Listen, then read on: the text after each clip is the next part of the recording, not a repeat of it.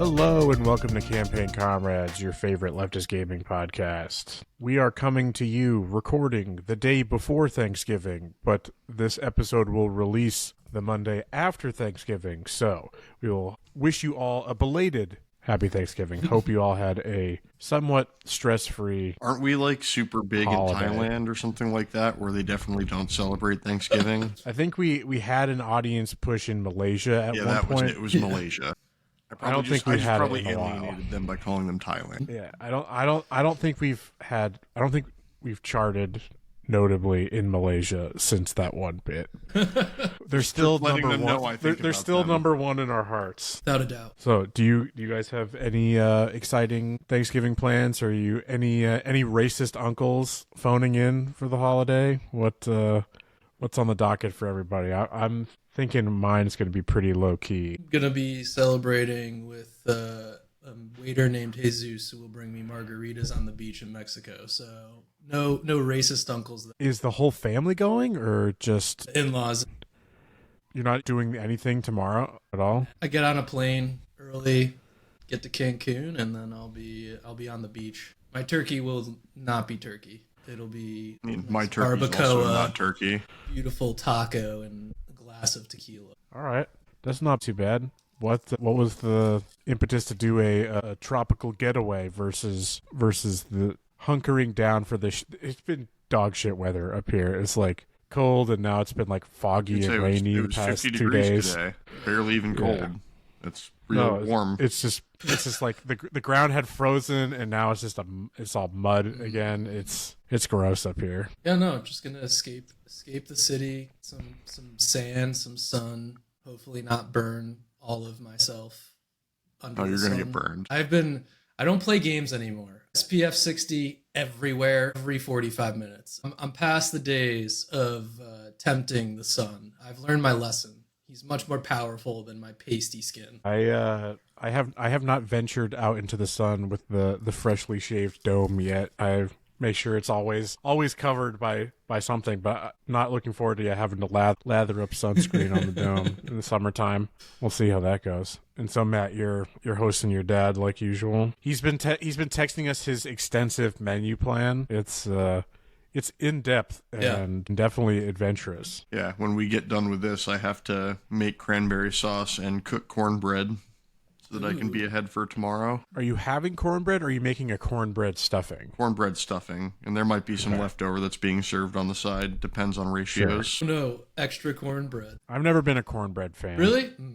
To be honest, yeah. Too sweet. I'm most looking forward tomorrow to, my mom sent me a picture, a delightful looking pumpkin pie. And this is like a new recipe that came from my cousin's partner. He would make like home. So it's like your classic green bean casserole, which never anything special. But so he made it with like homemade the cream of mushroom soup. Oh, shit. With like homemade mushroom stock as the base. And has since passed that recipe on, and it's, oh my god, it's so good. Ooh. It takes like, a bland, boring ass staple dish. It has elevated it to be the thing I'm most looking forward to now. Me saying it's homemade while I crack the can of the Campbell's. Like, again, it's a staple for a reason. There's nothing objectively awful about it. The Campbell's VP made some. Oh, right. I saw that clip. Yeah. Only poor people buy their products. Only poor people eat that swill. I mean, I just love that he said, I'm not eating that lab grown crap. Effectively, is that what it was? Yeah, 3D printed meat. I mean, have you seen a Campbell's soup? The meat in there, it is definitely cube shaped. Oh. So I wouldn't be surprised. It comes in stars and circles. He also, just not to get too far off tangent, but apparently this was part of an hour and 15-minute long rant where he also talked shit about his Indian colleagues and got racist with it. So he was having a good one. I think the funniest part was the person who filmed/leaked the info. Also getting fired. Yeah. Well, there will be no Campbell's on our table tomorrow, so won't be eating any of that lab-grown stuff. But yeah, this is, as a matter of fact, a video game podcast, not a Thanksgiving recipe podcast. But such are the times. Folks, it's the end of November, and will be more the end of November by the time this episode comes out. So again, we're recording this slightly early, so you'll have to forgive us if some earth-shattering news comes out over Ubisoft's been bought by the Saudis. Not if one of our stories is to be believed. I don't know if they got the cash for that anymore. But if Todd comes through on his word and Shadow drops, some remake again, if something major happens in the preceding days, maybe this will be the point where editor Ben comes back in and gives a little insight into what we missed. But something tells me the major news has happened already. But it's been a relatively lively month. There has been plenty of stories that I covered earlier in the month in some kind of solo clips that you can check out on the various social medias, including there's some certain developments in a story that we'll get to later, but there's some things that maybe got overlooked from the beginning of the month that wanted to make sure got their shout out. So go check those out wherever you get your various social media clips. I tried appealing the Twitter suspension once more. I thought maybe some time had passed, and they did add some step where they confirmed that I was a human. It was like a CAPTCHA type thing that I never got the first time. But I still have never heard back. Still never got an email, any confirmation that it's been received. So whatever. But so any social media besides Twitter still. But the first and by far the biggest story of the week comes from Valve. Gaben himself has descended from his $500 million mega yacht to sprinkle some exciting that gaming mega yacht news for is us. used for ocean research. I will have you know. Listen, of all the people that have $500 million mega yachts, Gabe is probably the closest to deserving it. There was a story, I think it was earlier this week, that Valve makes more money per employee than any of the other major tech companies because they have so few employees comparatively. And their revenue is absurd. It was like $18 billion or something. Was that number? I forget. It was many billions of dollars. But yeah, Gabe fucking bought the yacht maker. It's like, rather than spend the $500 million on the yacht itself, I'll just buy the company. I'll just buy the company that makes You it. just build yachts for me now. That's your job. Matt, break down for us Valve's next gen hardware. All right. So I'm thankful that Valve releasing more hardware. I always appreciate when they release tech. They generally do something weird with it, or they try to do something new in a space. So we're getting the cube-shaped, the Gabe Cube, as it's being called, the Steam Machine, a console-like PC that plug-and-play experience. Careful, you're going to rile up some people by already calling it a console. It's a console-like, folks. Console-like experience, you're going to plug it into a TV. The new genre. No, I'm joking just because the usual people are splitting hairs over where do you draw the line on what's a console or what isn't, what's a PC. And Valve is it an Xbox? makes it a little bit difficult in that their whole thing has been like, well, our plan is to price it like a PC. Yeah, but I mean, a PC, built with equivalent hardware is probably going to run you like $600. We'll get into the economics. We'll get into the economics of it after we dive into it. But sorry to interrupt. Continue with the Steam Machine. I do like the cube. Yeah, it's a 6x6x6 cube, which is pretty tiny if you can visualize that, and if you have the ability to visualize 3D space in your mind. I know that most people can't. What are you saying? 6 inches is tiny, man. That's huge. That's enormous. I was gonna say I'm pretty familiar with that measurement. That's gigantic. Visualize it quite well. Spec-wise, it comes in a little bit below a PS5, above a Series S, so it's going to fall between two aging current gen pieces of hardware. I'm personally looking forward to it. I think it serves a purpose for me, at least something that I would use it for. I don't use PC for primarily AAA or like bleeding edge games at this point in time. That's what my PS5 is for. My PC is essentially just a retro / Elden Ring machine. And that's only because my PS5 Elden Ring copy didn't deliver on time. So I bought Elden Ring on Steam to be able to play it that first Thursday night. Dedication. I'm interested to see how it runs. My Elden Ring experience, I've been running it a lot on Steam Deck, which runs it, it's, what's that, somewhere around 40-ish frames per second. They're saying this is supposed to be 6 times the power of a Steam Deck. So hopefully, with the FSR, they're supposedly trying to get FSR 4 on it, which would be a significant boost for generation purposes. But hopefully with the FSR and even trying to just upscale it from like 1440, should be able to get a passable experience on my TV. What does FSR stand for? Boy, you're putting I don't me... know what it stands for. It's just AMD's AMD's upscaling. AI upscaling. I know for me, the specs gave me a slight bit of pause. Again, as we'll get to, the whole prospect of this really boils down to price. And that's where so much of this story, this announcement came earlier in the month and then has continued to develop as Valve has kind of drip-fed other quotes and interviews to various outlets where they are starting to kind of frame how they are thinking of pricing this. And so where this falls in terms of price is really going to determine who it's for, its viability, what that spec loadout really, how that really kind of measures up. But so can you just, like, for those who have been living under a rock, what are we expecting in terms of spec? Because there is the one bit that my uneducated brain picked out on, and that was the VRAM of the GPU. Yeah, all the PC Master Race people, all those nerds got triggered at 8 gigabytes of VRAM, is what you're... And a lot of, like, the tech YouTubers are like, yeah, they wish that they had a 16 gigabyte VRAM option, but that is if you were trying to play those modern, demanding AAA titles that... You also have to account for the fact that it's running SteamOS and not Windows, so there's a little bit less bloat going on in the background that's causing any additional... So it's a little more optimized, 8 gigabytes versus... Did I send you guys that today? I think it's Gaming Nexus, that YouTube channel. They were trying to do some benchmarking stuff comparing Windows. And it's not SteamOS yet because SteamOS is only available for handhelds. The PC experience is not available, but they've been using...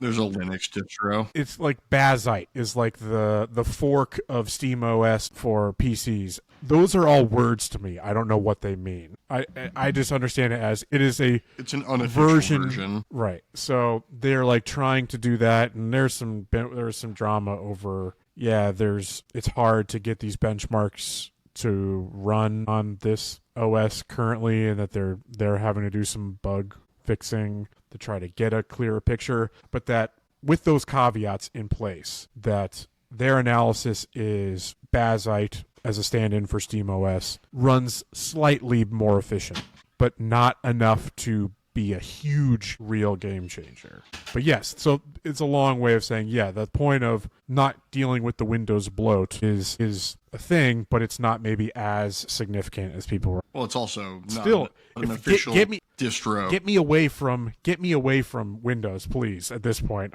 even if it's just a little bit better, but just a smoother experience, like user experience. Yeah, funny enough about that. I did see a day or two ago, actually, that Microsoft came out and was like, oopsie, we fucked up how File Explorer works, and it's so shitty on Windows 11 that we've patched now it. File Explorer is going to preload. Yeah, I saw that. I was like, Microsoft doing Microsoft things. Very good. I thought you were going to cover the fact that Microsoft is going to try to release their their full screen gaming experience screen one, on desktop. I've seen some people who have like early access to some of that. They were like troubleshooting it with each other on Twitter, and nobody was having a good time. No, so far, I mean, it's still young. I would have expected Microsoft to maybe have released something a little more mature, given the size of their company, but it's not AI, so they didn't probably put that many resources behind it. But the full screen gaming experience has some weird hiccups and quirks.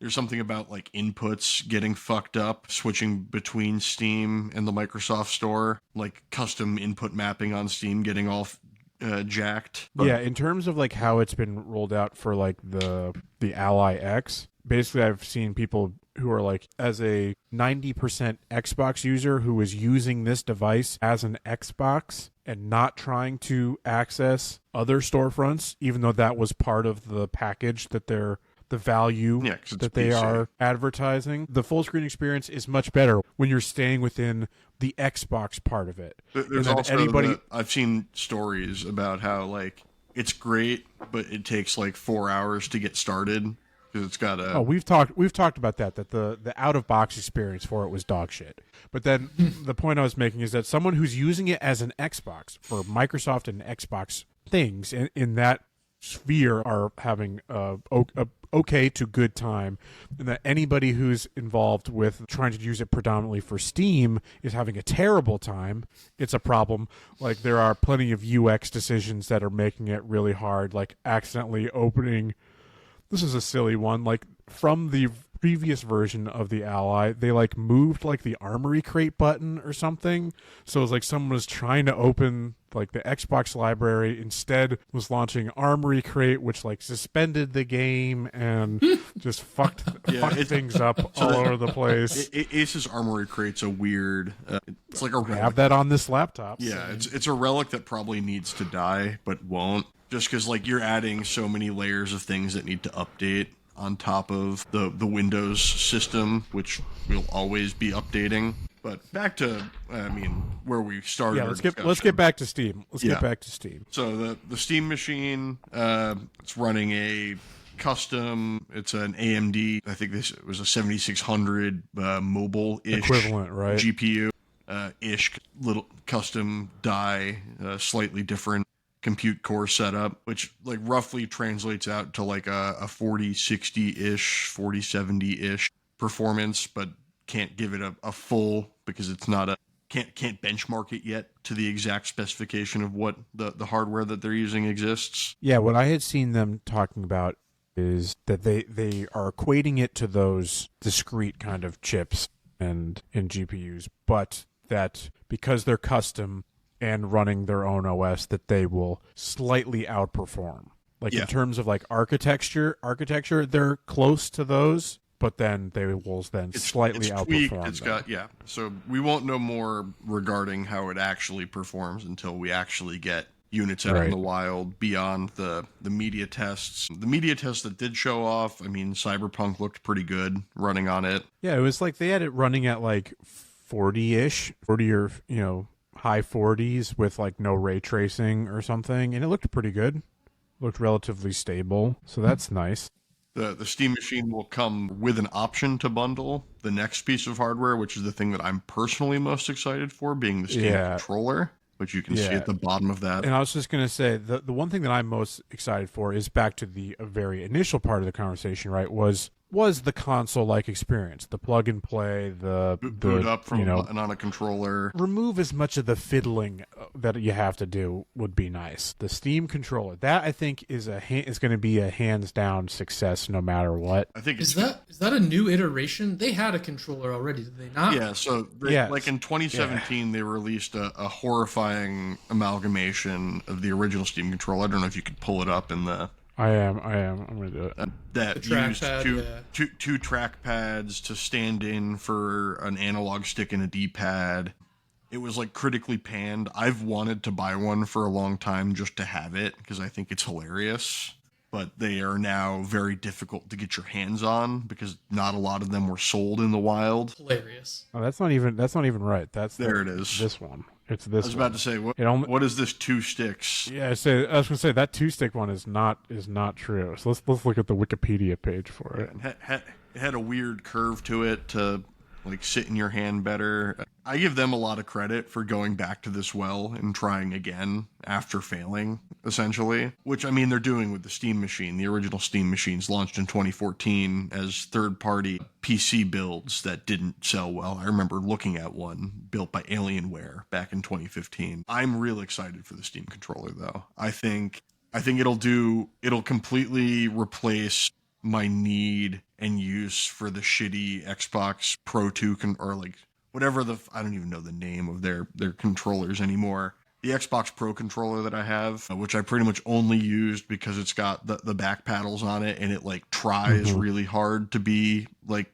PC compatible. But as I've talked through before, like remapping it is a fucking nightmare because you got to do it through the Microsoft Store. But you should just be able to remap it in Steam, but Steam doesn't recognize it the same way. So I, for PC, have been using like the 8-bit DOE Ultimate. Yeah. They just came out with the Ultimate 2, but I just have the original Ultimate.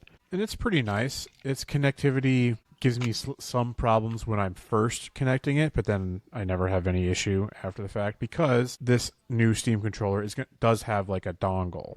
It does. The Steam machine has has a built-in antenna for the Steam controller, so you don't need to plug the dongle in. Has multiple, right? Yeah, you can pair up to 4. It's got like one that's dedicated for the controller, and then one that can put a bunch more on. But like I'm excited for the trackpads just because it will allow me, I think, whenever possible to avoid mouse and keyboard. But there are certain genres that I play, like CRPGs, that it's really the better way to play. Yeah, the trackpads work really well with, like I used them in Divinity on my Steam Deck. I've used them in Baldur's Gate on my Steam Deck. Saying, this would be a dream to play Baldur's Gate on the PC because you set one trackpad to zoom in and out. You set the other one for movement and mouse clicks. Well, you can move with the sticks. You can make movement feel natural and even feel like third-person action game in a lot of ways. And then combat, rather than having to deal with the fucking radial menus, which, to be fair, they did a lot of work to make the controller support for Baldur's Gate as good as it could be. I still think it is an inferior way to play. Hotbars are so much easier and more accessible than just scrolling through 10 different radials. So to be able to use both, and I know some people would do this. They would play at a PC. They would have a controller and would move around with the controller, and then whenever the combat, they'd put it down and just go to keyboard, and that's just so cumbersome and annoying. So this is just the whole package in one go. That's seamless. I mean, it's got the back buttons, which are a big plus for me. In my opinion, too many. You don't need 4. I think 2 are sufficient. 2 are sufficient. I mean, I have a good setup with Elden Ring for all 4, basically never having to take my fingers off the sticks, to be able to jump, roll, hit the flask, and cycle through items, which is, it's nice to have those. The gyro built in, beautiful. All controllers should have gyro at this point in time. It's just a feature that should exist. I believe it's pronounced hero. Yeah, we're not eating European flatbreads. It's got magnetic sticks, next generation magnetic sticks, so not Hall effect. They're TMR, I believe, is the abbreviation they're using for that one. So supposed to avoid stick drift. I mean, clearly something that exists for people, but like it's kind of just like the boogeyman to me, where like I've never had it really happen, so I just don't believe it's true. The only experience I think I had with stick drift is when I was playing Sekiro. When I noticed it when I was farming in that one spot in the castle, and I would just be like stealthing the first part, and I would just take my finger off the stick and he would just start turning left. And so like, am I No, you just had your settings set to NASCAR mode. I don't know what was happening, because then I switched to another controller. I think I even bought a new one, and within like 2 days it was happening to that one as well. But then I've used those controllers since then and never experienced it. But yeah, same for me. Like I never got stick drift on my fucking Switch 1 Joy-Cons. I had my original Joy-Cons till they're still on my Switch in my closet. I have my 2017 Joy-Cons. The launch ones. And the only problem that those ever had was like the legitimate hardware issue where the Bluetooth antenna in them was weaker than subsequent models, so I couldn't connect to my Switch from the Joy-Cons if it was behind the closed glass panel on my entertainment stand. I definitely had it on my PS2 because I remember having to replace my controllers because they at one point just started going up. So it was like impossible to even interact with the game's menu. My like PS2, or maybe it was PS3. I don't quite remember which one. I never had stick drift on those. The like the R3 and L3 inputs stopped working, and like It's like they got like stepped on or something. So like I would have to like kind of squish them back in or pull them out, and they just kind of stopped working. Definitely had it with PS2. I think I had one PS3 controller that I had issues with, but I've not had it. I've not experienced it in the last decade of gaming. Easy. But yeah, that's the Steam controller. I'm really looking forward to that. I think it's going to be like a pretty big upgrade for my PC controller usage. I can't wait to take that Xbox controller and take it out back and retire it. Have they priced it? No, they we'll haven't get to priced that. anything. Any of this.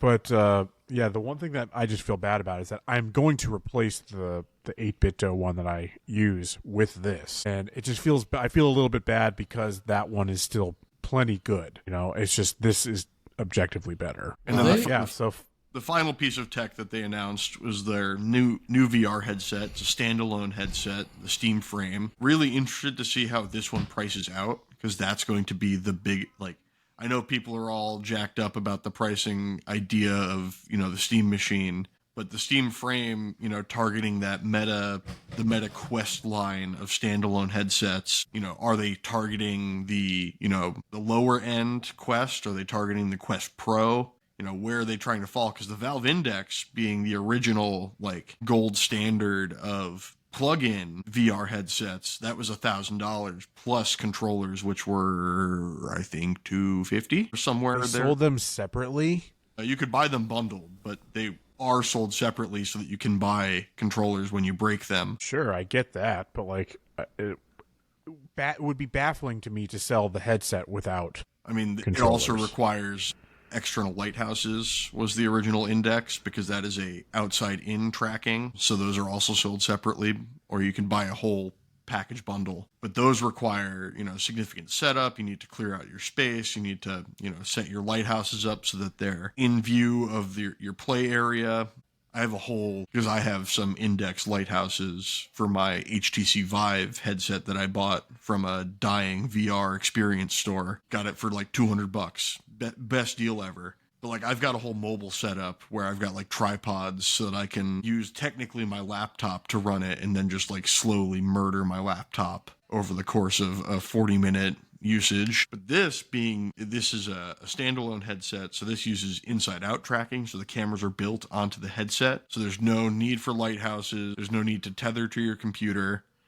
Makes it a whole lot more viable for a lot of people. A lot of people don't like the feeling of the tether, or the worry that, you know, you might pull your computer off if you know, move too much. They make breakaways so that the cable, you know, disconnects before that happens for that type of reason. This I'm very intrigued by, though, because this is supposed to stand alone as its own PC to be able to run VR games and your traditional Steam library in a giant virtual screen environment, as well as can be used in tandem with a PC using a very special, I think it's like I don't remember the exact gigahertz range, but it's a special wireless connection.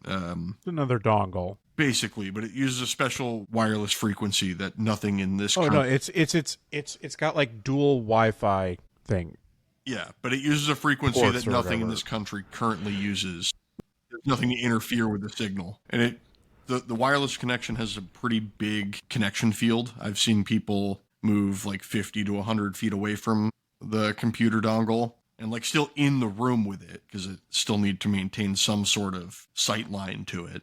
Can't, you know, run it through walls. But so correct me if I'm wrong on my understanding of this, that it's basically, it can run games natively, Yep. but not the most powerful. No. And not, I mean, similar not at the to highest a settings. Quest.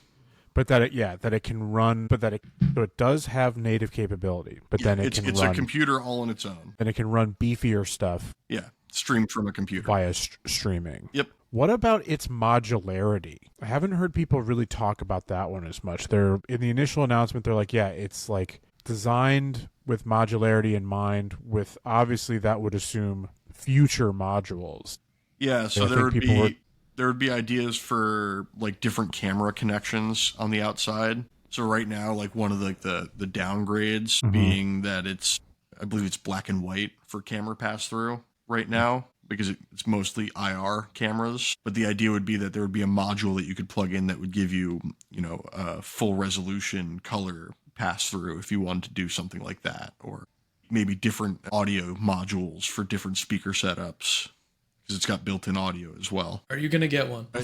This was entirely price dependent. I'm generally not, like, I never bought a Valve Index because I wasn't going to cash $1,000+ into a VR headset, you know, just because that's a fairly substantial investment to put into something that, while I believe is very cool and do enjoy using, isn't something that I would use enough to justify the $1,000 spend.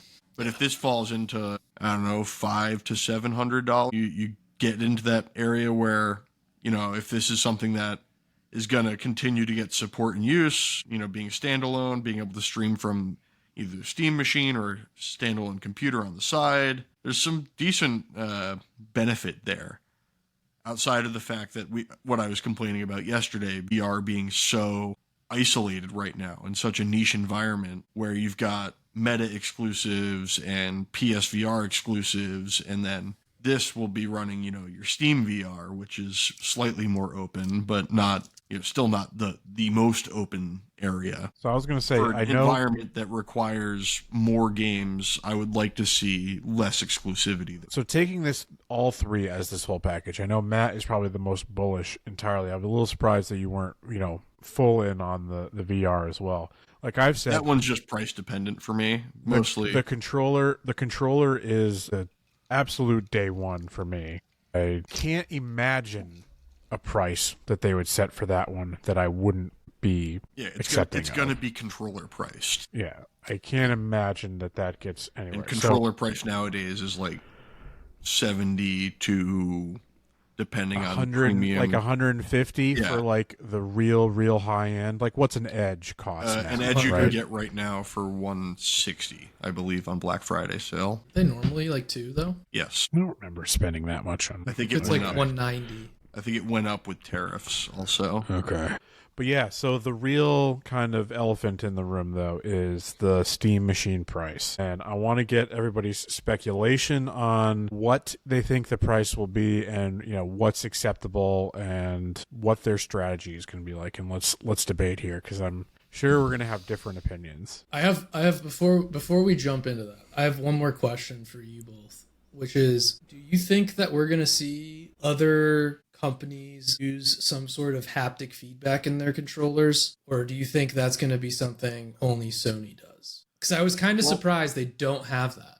You're already seeing more adoption. So if you broaden back a little bit, Nintendo with the Switch originated HD Rumble, which is the higher quality haptics in the controller itself. Sony then adopted that with the DualSense, and the Steam controller adopts that as well with a higher quality haptic from that perspective. Right now, Sony is the only one doing in-controller haptics via the triggers and stuff like that. I would anticipate, if enough studios are finding a gameplay purpose or a like tangible feedback that people really like, that I would think next round you might see that being more widely adopted. I feel like it still mostly falls into gimmick territory, sadly. Which is unfortunate. I feel like it adds something to me, to the game experience. I mean, especially, so Returnal still has the best haptic trigger usage that I've seen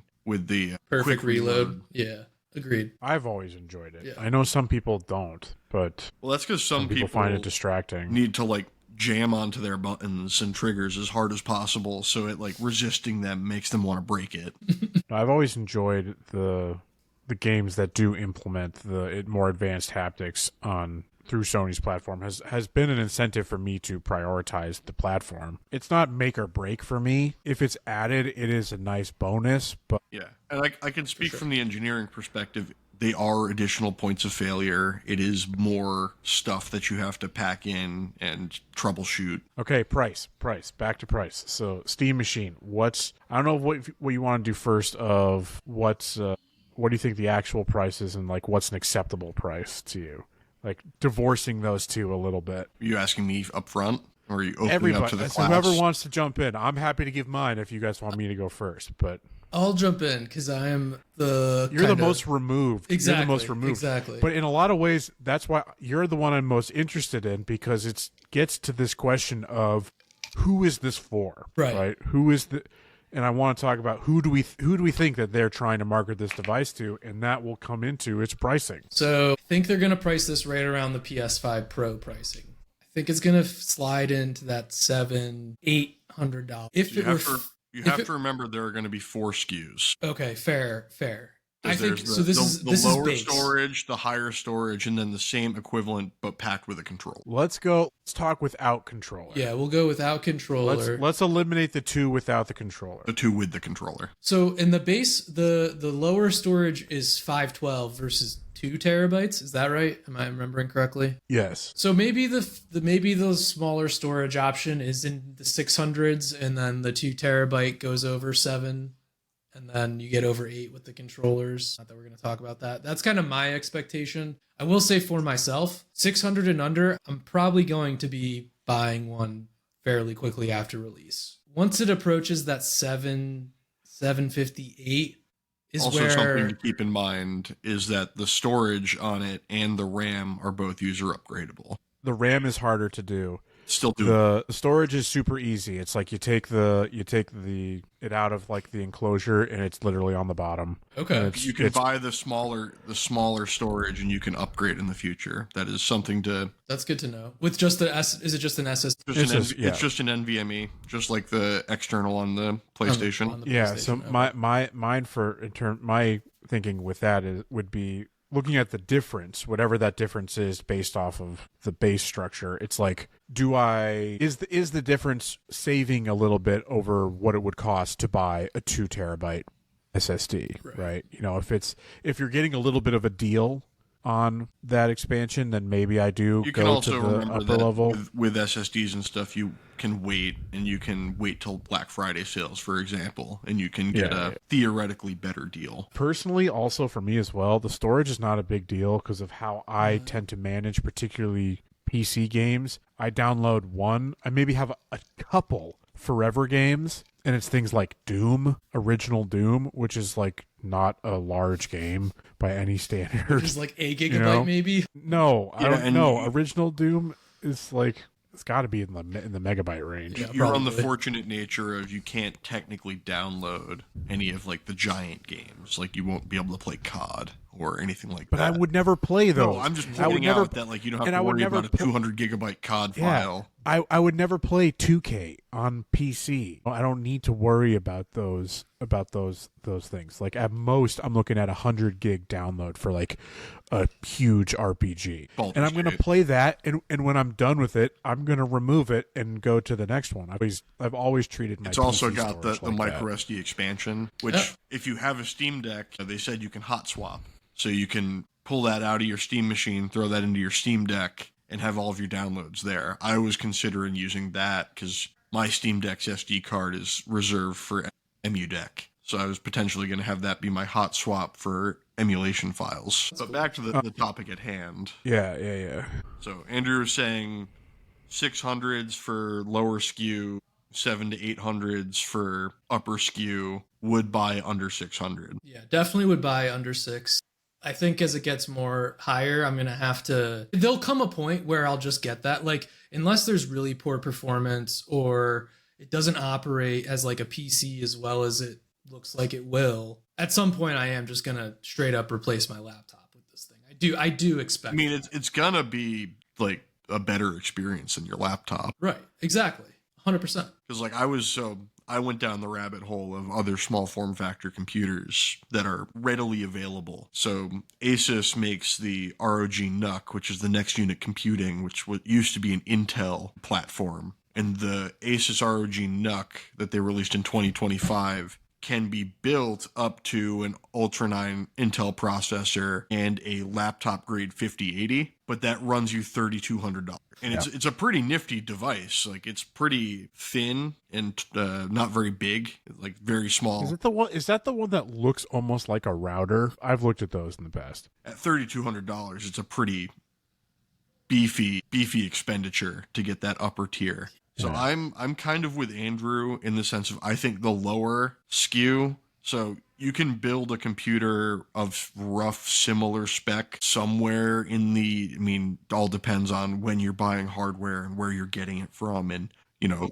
let's ignore, even though it is a factor, let's ignore the current explosion in RAM prices. Right? Yeah, well, that's a fun topic. I just want to bring up the fact. You can buy a 64 PS5 Pro for less than money 64 than 64 gigs of DDR5 RAM. That's outrageous.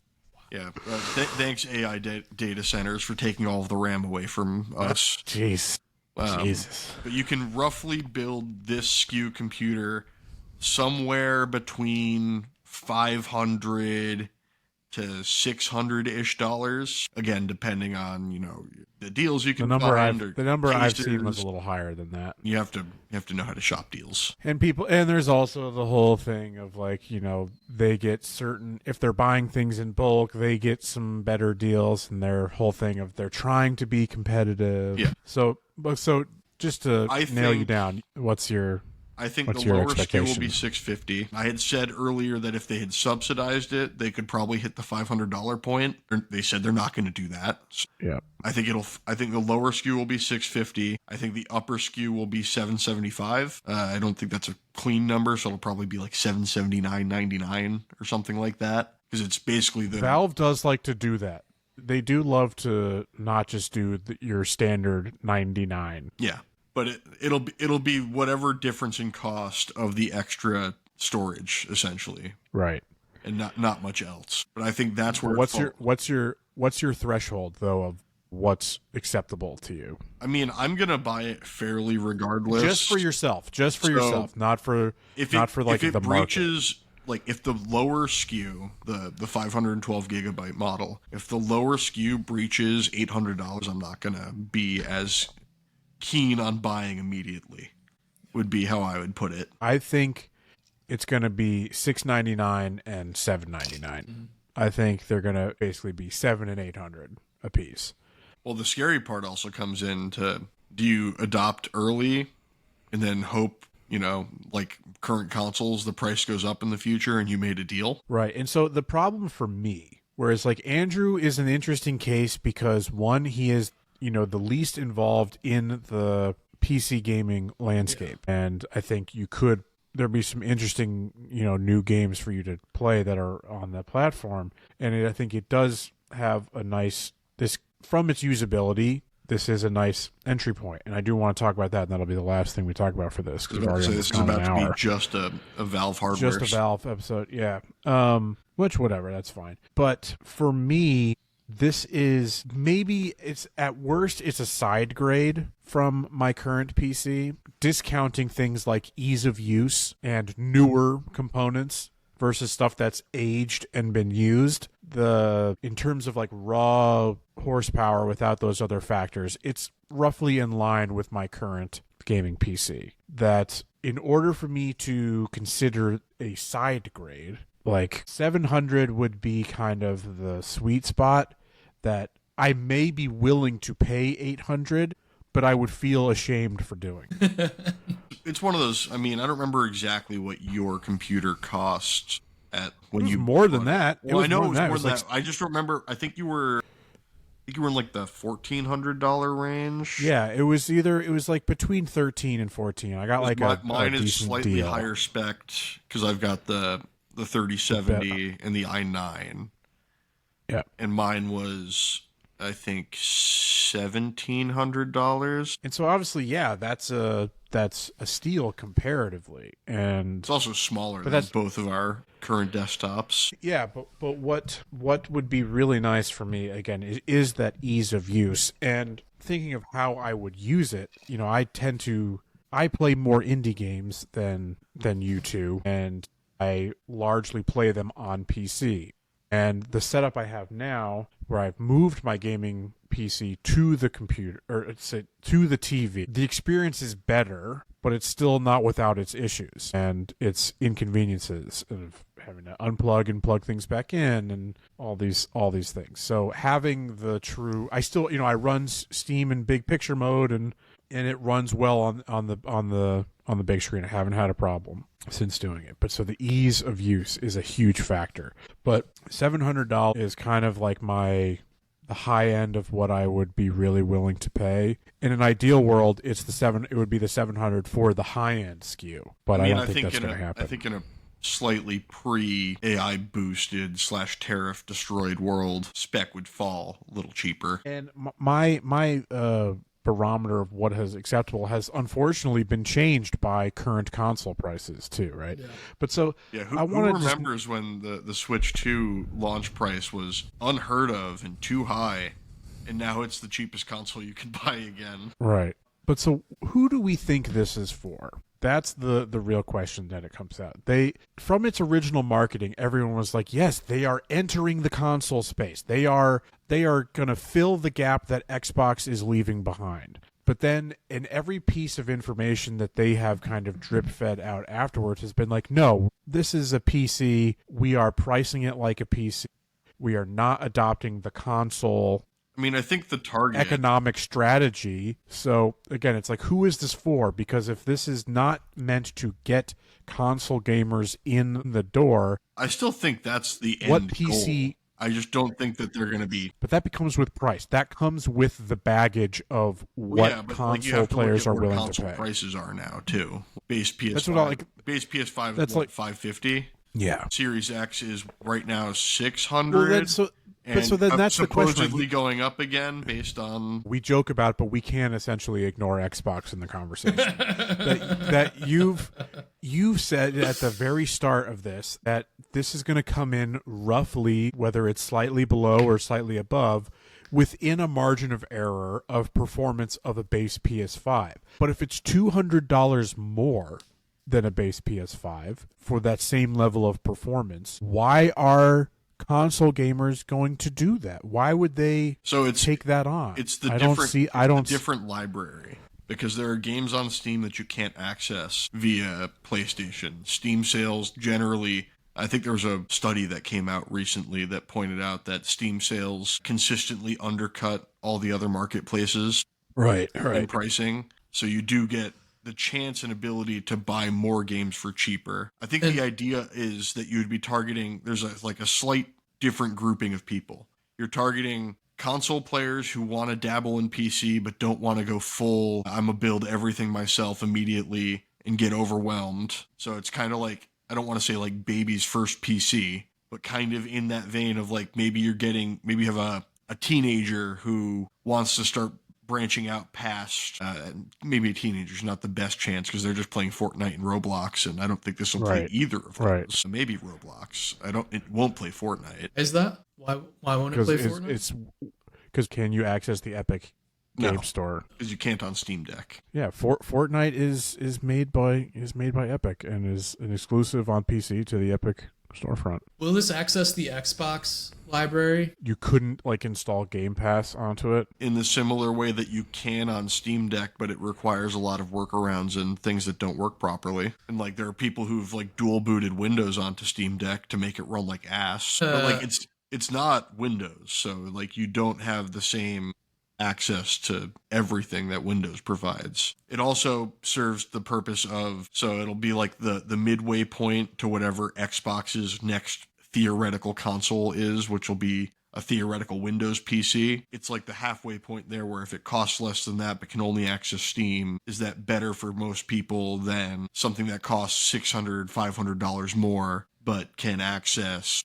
Epic and the Microsoft Store and GOG. So that's where I initially thought they were more or less trying to get out ahead of Xbox and seems that way, capture some of the lapsed Xbox console fans. But I don't know if it, without considering that it won't run Game Pass, I don't know if that's really their strategy. I do think their strategy lends more towards, people that Matt was talking to, console players who want to get some sort of gaming PC experience, but still have the familiarity of a kind of console user. Want to be able to hit a button on a controller and have it turn on. Yeah. Don't want to have to deal with, oh fuck, my drivers are out of date, so the game is running like shit. Oh, my shaders need to compile.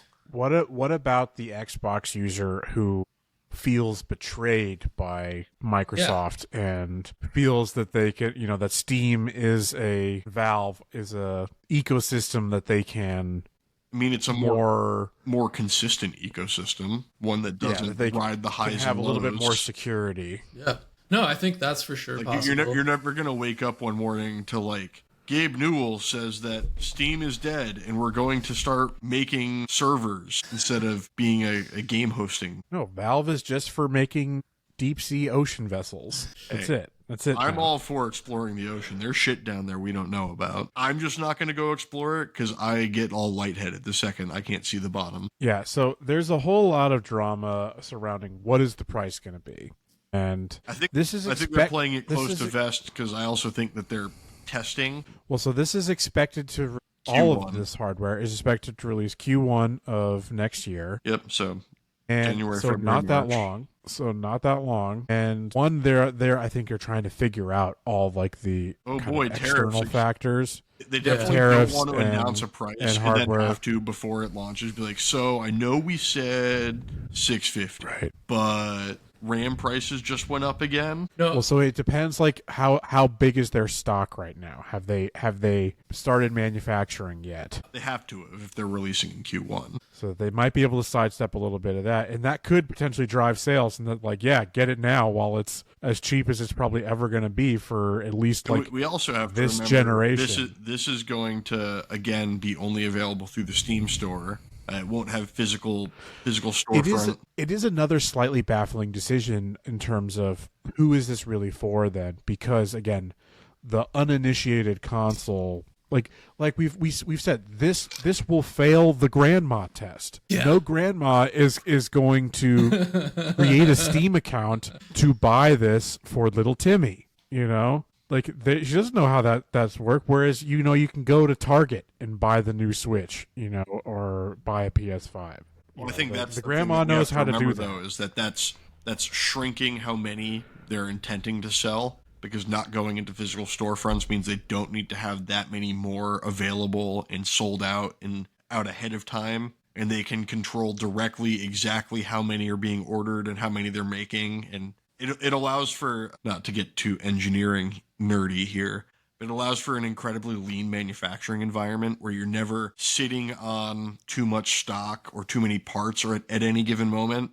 You have an exact idea of what your demand is so that you're never outproducing your demand. Yeah, they got a good ass business, man. I don't know. I think again, the other part of this is their physical stuff is all all secondary. It's actually for them. It actually is secondary.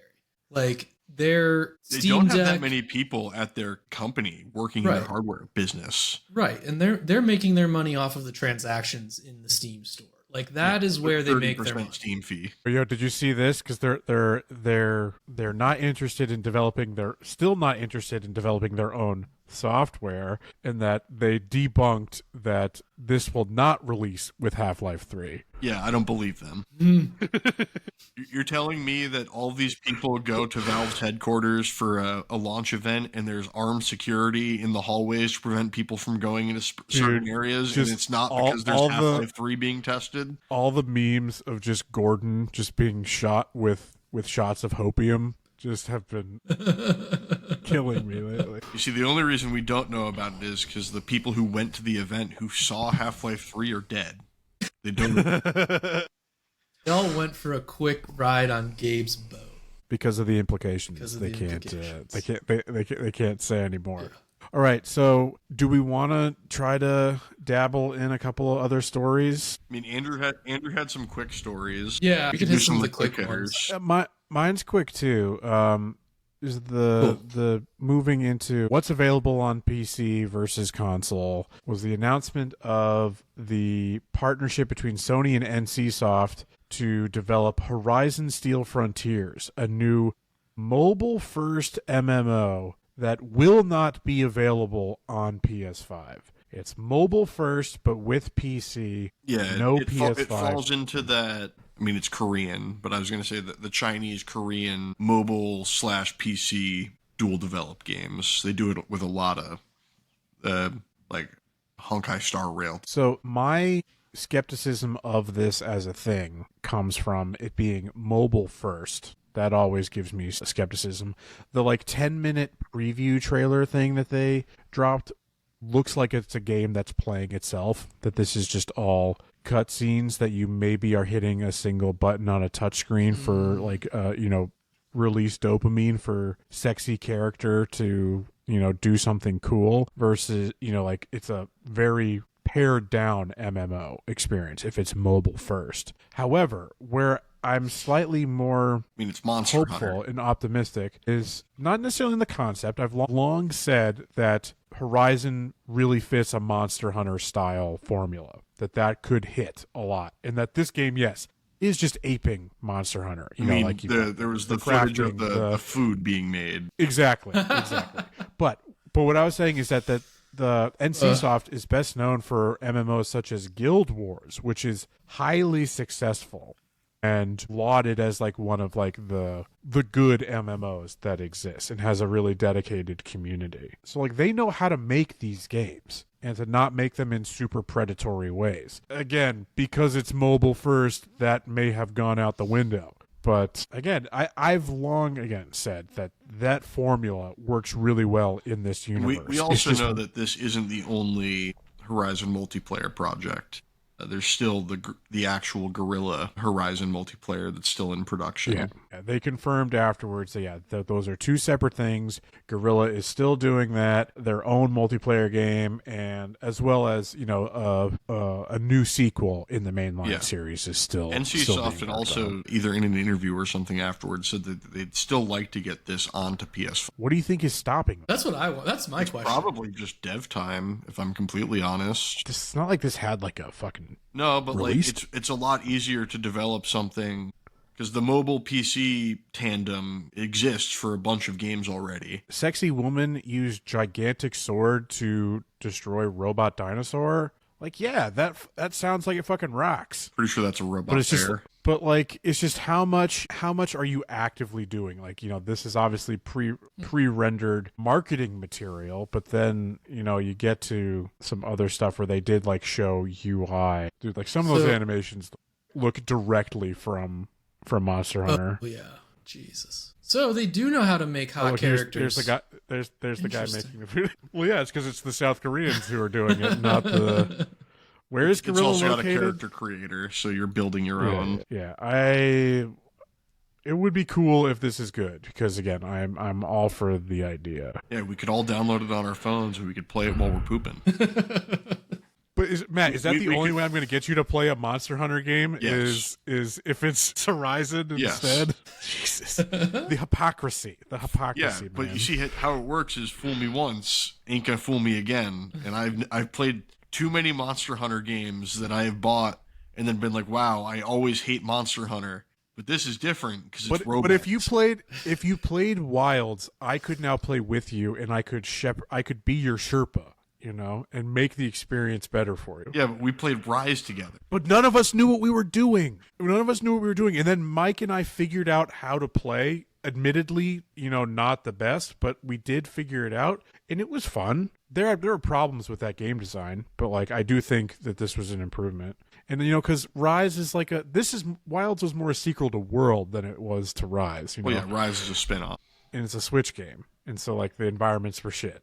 Whereas this is cool. Just to play it. Okay, let's move on. Yeah, think of how much it'll hit when you get that mobile notification that Matt wants to play Horizon Steel Rising with you. Steel Rising, yes. Steel is rising. The Belle Epoque robot lady fighting robot dinosaurs, yes. Yeah, Steel Frontiers is this one. All right, Andrew, I think you just had one short story, right? Yeah, I got one short story. We did mention actually at the beginning of the episode what's did. going on with what's going on with the Public Investment Fund. So guys, bad news. The richest organization in the world is cash poor, apparently. Hey, whom amongst us hasn't thought we had more money than we did and invested foolishly? Well, I think honestly, where I am willing to accept. The Saudi Crown Prince was buying things on credit and didn't realize his credit had a limit. Well, I don't know if it's that he realized his credit had a limit or if he didn't realize that. Oh no! No, did you see this? That the projects in distress include Neom, Yes. the line. Yes. Oh no! Well, that's the thing that I am willing to accept that maybe they have somewhat overspent their means because Neom. I don't know if I didn't become fully aware of how forward thinking the Crown Prince was with his design of Neom. It's physically impossible but they have spent a fuck ton of money trying to make it happen. Oh, it's not impossible. You're just not picturing it properly. Imagine a city where you can put the poor people physically as far away from you as possible. They have to travel such a far distance in such a straight line that it's easy to segregate them. Imagine how cool that would be. They're literally doing the what's the Bong movie that Bong Joon-ho why am I blanking on the train that does that with Chris Evans? Snowpiercer. Snowpiercer. Yeah. Whereas you get towards the caboose, you just get more and more poor. So, I'm willing to accept that maybe they really have outspent themselves a little bit there, but I do find it very funny that effectively the minute after they buy EA, there's no more cash, and the public investment fund is, hard up right now. They gotta figure some shit out. Or I mean, it's a clear excuse to gut EA. Yeah, well, that's exactly what I think this is. It's an excuse to gut EA. They're working with Jared Kushner. Gonna look at BioWare and they're gonna be like, okay, yeah, you guys make gay and woke games. Get out of here. Yeah, exactly. Blue-haired, see ya. Mass Effect, never heard of it. So yeah, I just think, this is a bad sign probably for anyone who is a fan of the products EA makes. Oh, don't worry. Like the Maddens and the whatnot won't be affected. No, this is just going to be everything else. Those print enough money, those will stay around, and they're going to be even more of just a roster update than they have been for the last decade going forward. It'll be less iteration, less spend. It's going to be more built around Ultimate Team and gambling for cards. Absolutely. More gambling, less features. I hope the next Madden lets me bet actual money on other people's games. Oh, God. Because again, let's not forget, gambling is haram, but not if you can make billions of dollars off of other people going to hell. Right. Especially, the devil white people from the West. Imagine the death threats I could send to people when they lose a Madden game because they just lost me my house payment. We already do that to professional athletes. Let's bring it down a notch. I weirdly think that might have a somehow slightly positive impact on society when all these degenerates are also being told by other degenerates that they need to kill themselves. Maybe they'll have a moment of introspection. I think it was Kevin Durant who got approached at an airport or something like that by a fan who was like, you got to shoot more in the fourth quarter. I keep fucking losing my parlay because you're not taking more shots. Yes. And he was like, I don't give a shit about your parlay. In fact, I'm going to take even less now so I can buy the bank that holds your mortgage. That would be pretty cool. Yeah, so the other story that I had that really did deserve a longer shake, but we'll just give it a quick little bit here, is just standing in solidarity with the 30 to 40 Rockstar employees across the London. I don't know if it's located in London, but English and okay. So not English, but the UK and some employees affected in Canada as well. Yeah, Rockstar has committed clear union busting. This one was interesting, the revelation that they were spurred to do it in order to avoid sidestep certain UK statutes that would have mandated recognition once it hit a certain threshold. But the recent bit of news that I saw last night was, so I touched on this in one of my shorts, folks, so you can go see my opinions on that somewhere else, but that it was unclear at the time of that recording what they were claiming the quote gross misconduct that these employees had committed was. It was assumed that it was they said it was sharing confidential things that they're My understanding of the situation was sharing work environment discussion with a union rep. It was emails or something along the lines of I was working on this until 10 p.m. at night on a Saturday. No, what it actually was it was shared. So this was just recently revealed. So it was shared. Someone shared emails that were discussing Rockstar policy changes regarding employee Slack and the restriction on what was allowed in Slack channels. And it was restricting any type of but political Slack is speech. Good enough for our Department of War. No, that was Signal. They stick. Oh, Signal? Sorry. They stick to Signal and WhatsApp and spin random reporters into that. But yeah, this was about them talking about, which was, valid things to bring up in union representatives, is that they were cracking down on the ability of employees to effectively communicate with each other, which itself could have been seen as a more veiled attack at organization and union efforts.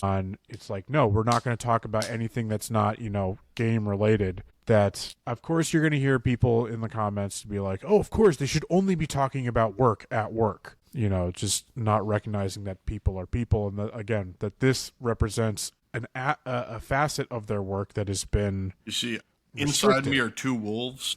The one wolf agrees that if I have to hear my coworkers talking about their divorce for the 15th time, I'm going to lose my mind. But I get you're doing a bit, but that's not what these were about. I know, These were I was just going for the... Yeah. But so, this is just basically, monitoring and restricting employee speech and venues for discussion and mutual community building. And it was the sharing of that email, and it was that the email that was shared originated from an after hours thing, which was a violation because after the leaks that work emails can only be accessed at the office and within work hours. So they're like, somebody did something.